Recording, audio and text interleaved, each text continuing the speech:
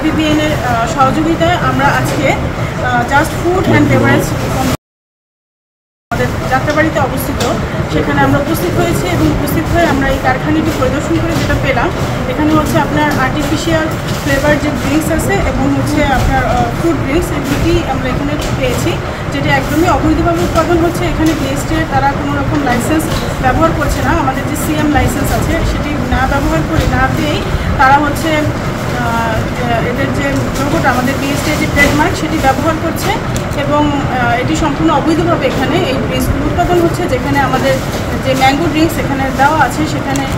Mango pulp থাকার কথা 10%, এখানে মোটেও ম্যাঙ্গো পাল্প কিছুই তারা ব্যবহার করছে না, শুধুমাত্র কিছু কালার্স এবং ওয়াটার এটা দিয়েই তারা এই ড্রিঙ্কসগুলো উৎপাদন করছে, যেটা সম্পূর্ণভাবে অবৈধ। আমাদেরকে সচেতন হতে হবে, আমরা সাধারণ যারা মানুষ এবং আমাদের ব্যক্তি হিসেবে সততার পরিমাণে চেষ্টা করতে হবে, প্র্যাকটিস করতে হবে যে আমরা কোন কোন কাজে আসলে কতটুকু নিচে নামতে পারি। আপনি বুঝেন যে এই ড্রিঙ্কিং খাবারগুলো শুধুমাত্র কিন্তু বাচ্চারাই খায়, তো এটা তাদের জন্য কতটুকু মানে হানিকর। দেখেন আমরা হয়তো শিক্ষিত, আমরা কোম্পানির লেভেল দেখে অনেক সময় কিনি, কিন্তু বেশিরভাগ বাচ্চারা যারা গ্রামে থাকে বাবা মারা তারা কিন্তু এতটা পরে তারা জিনিসটা কিনে না, তারা ওই প্রাণের যে ড্রিঙ্কও এটার লেভেল হুবহু এক, তারা ওইটা দেখেই কিনছে এবং এটা খুবই দুঃখজনক। আর সেক্ষেত্রে আমরা BSTI সহ বাংলাদেশে যতগুলো ভোক্তা অধিকার হতে শুরু করে অন্যান্য প্রতিষ্ঠান আছে আমরা কিন্তু সারা দিন প্রতিদিনই আমাদের অজস্র মোবাইল কোর্ট হয়,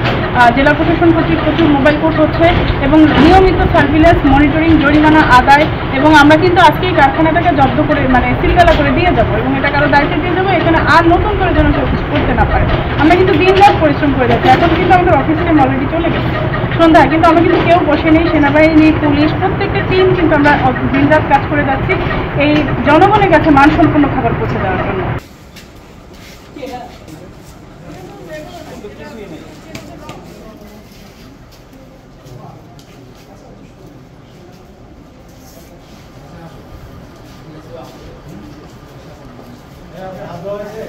Yeah,